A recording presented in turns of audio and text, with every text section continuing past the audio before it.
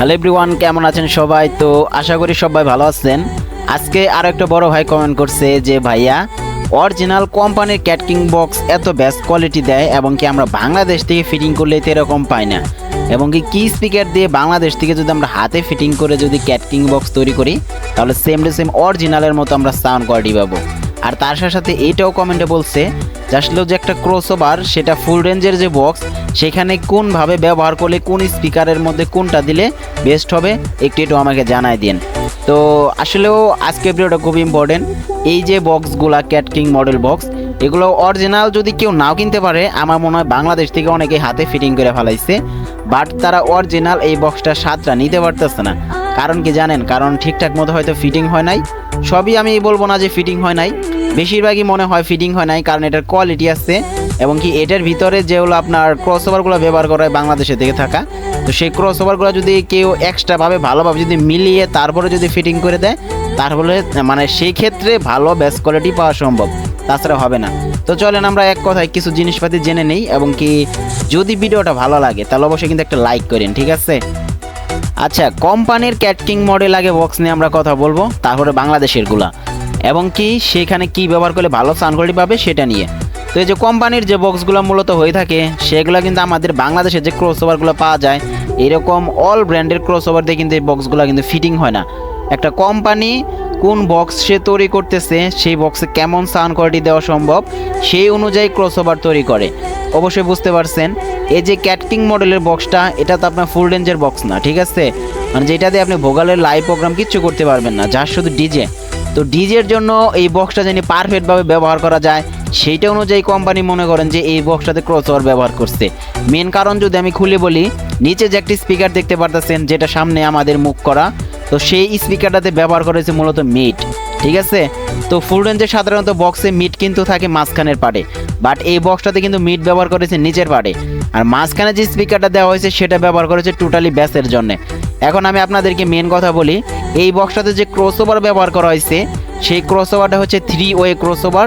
তো এই ক্রসওভারটার ভিতরে মিড পার্ট যেটা আছে সেখানে আপনাকে এমনভাবে মিড স্পেসিফিকেশন করে দিছে যেখানে আপনি ব্যাস কোয়ালিটি খুবই কম পাবেন, শুধু মিড পাবেন এবং কি ভোকালের সাউন্ড পাবেন। আর মাঝখানে যে স্পিকারটা আপনার ব্যবহার করা হয়েছে সেইখান থেকে যে ক্রসওভার থেকে ইনপুট করে যে আউটপুট লাইনটা বের হয়েছে, তো সেইখানে টোটালি ব্যাস ব্যবহার করা হয়েছে। যেমন ধরেন আপনার মানে যে সাপোজ আমরা সাব বাজালে যেরকম সাবের মধ্যে এক্সট্রা ক্রসওভার দিয়ে ব্যাস তৈরি করাই সেরকম আপনাদেরকে এখানে বোঝাইছে। এমপ্লিফায়ার থেকে যদি আপনাদের মানে যে ফ্রিকোয়েন্সি আসে সেই ফ্রিকোয়েন্সিটা সরাসরি আপনাকে এই যে মাঝখানে স্পিকারটা সেখানে আপনাকে ভোকাল কাট করবে, মিড কাট করবে, হাই কাট করবে, তারপর সরাসরি লো ফ্রিকোয়েন্সি এই মাঝখানের স্পিকারে দিবে এবং কি সেটার কারণে এটাতে ব্যাস কোয়ালিটি বেশি হবে। আর এইখানে যে আপনার নিচে যে স্পিকারটা আছে তো সেটাতে আপনার মিড ফ্রিকোয়েন্সি চলবে, যেটার কারণে মনে করেন যে আপনার সাউন্ডের রেঞ্জ বেশি পাবে এবং কি কাছাকাছি অবস্থায় ব্যাস কোয়ালিটি বেশি হবে। আর দুইটা বক্স এক জায়গায় বাজালে মনে হবে যে অনেকগুলো বক্স একসাথে বাজতেছে। তো এটাই হচ্ছে কোম্পানি নির্ধারিত মনে করেন যে সেটআপ।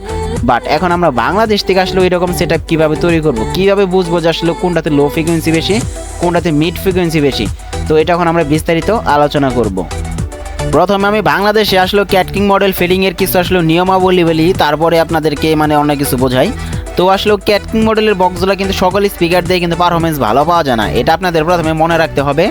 আপনারা ইদানিং দেখি যে বিভিন্ন স্পিকার দিয়ে কম দামি নাই, দামি নাই, মানে মিডিয়াম নাই, যে কোনো স্পিকার দিয়ে ক্যাটকিং মডেলের বক্স তৈরি করতেছেন, ভাবতেছেন যে এগুলোতে বানাইলে মনে করেন যে ব্যাস কোয়ালিটি ফাটাই হবে। প্রথমে আপনাদেরকে এই ভুল ধারণাটা খুবই মানে যেই করতে হবে, ছাড়াইতে হবে।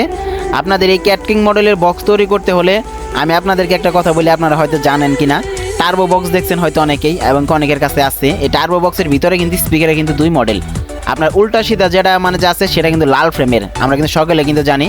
বাট ভিতরে যে স্পিকারটা মুখোমুখি আমাদের সামনের দিকে থাকে সেটা কিন্তু R7 স্পিকার। কেন থাকে একটু আগে আমি বললাম, কোম্পানি এখানে ডিজের জন্য তৈরি করছে, তাহলে ডিজের জন্য যেন ব্যবহার ভালোভাবে করা যায় সেটার উপর ডিপেন্ডেড করে। আপনারা ক্যাটকিং মডেল বক্স তৈরি করেন, ঠিক আছে? আমি আপনাদেরকে প্রথমে এটা বলবো, মাঝখানে যে উল্টা সিধা যে মানে স্পিকারটা আপনারা ব্যবহার করেন সেটা খুবই হাই কোয়ালিটি স্পিকার ব্যবহার করবেন, খুবই হাই কোয়ালিটি, মানে ওই স্পিকারটাতে শুধু ব্যাস প্রোভাইডেড করবে, অন্য কিছু প্রোভাইডেড করবে না। আর আপনার নিচে যে স্পিকারটা ব্যবহার করবেন সেটাতে যেহেতু মিড ফ্রিকোয়েন্সি আসবে, সেখানে ব্যাস ফ্রিকোয়েন্সি আসবে না। সেখানে আপনি কম দামি স্পিকারও যদি আপনি ব্যবহার করেন সেক্ষেত্রে আপনার প্রবলেম নাই। এবং কি আপনারা এটা জেনে অবাক হবেন যে কম ওয়াটের স্পিকারগুলোতে মিড ফ্রিকোয়েন্সি আরও ভালো পাওয়া যায়, বুঝছেন? তো অনেকেই হয়তো এগুলো জানে না।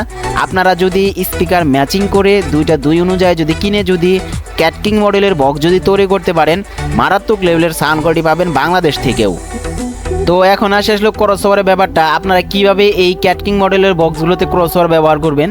আসলে বাংলাদেশে বিভিন্ন ক্যাটাগরি ক্রসওভার পাওয়া যায়। তো আসলে এই ক্রসওভারের ভিতরে আসলে বলা খুবই মুশকিল যে কোনটার ভিতরে মিড ফ্রিকোয়েন্সি বেশি এবং কি কোনটার ভিতরে মানে যে লো ফ্রিকোয়েন্সি বেশি। তো আসলে ওইটা দোকানদারও জানে না। এটার কারণ কি জানেন? কারণ সব ক্রসওভার একরকমভাবে আসে না এবং কি সকল ব্র্যান্ডের ক্রসওভারই দেখবেন 3-ওয়ে ক্রসওভার, বাট এখানে কিন্তু ডিফারেন্স আছে। তো এটা আপনারা কীভাবে চেক করবেন?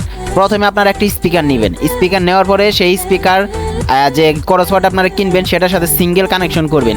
সিঙ্গেল কানেকশন করে যে কোনো একটা এমপ্লিফায়ারের সাথে কানেকশন করবেন ফিটিং করার আগে।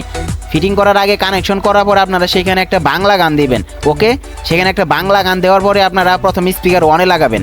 স্পিকার 1-এ লাগানোর পরে যদি দেখেন যে আপনার বাংলা গানটা স্পষ্ট শোনা যাইতেছে, বুঝেন কথা, আপনার বাংলা গানটা স্পষ্ট শোনা যাইতেছে, তাহলে বুঝবেন যে সেটা মিড ফ্রিকোয়েন্সি। আবার সেটা আপনি উল্টা স্পিকার 2-তে দিবেন এবং কি 2-তে দেওয়ার পর যদি দেখেন যে না আপনার বাংলা গানটা খুবই কম শোনা যাইতেছে, তাহলে বুঝবেন কি এটাতে লো ফ্রিকোয়েন্সি।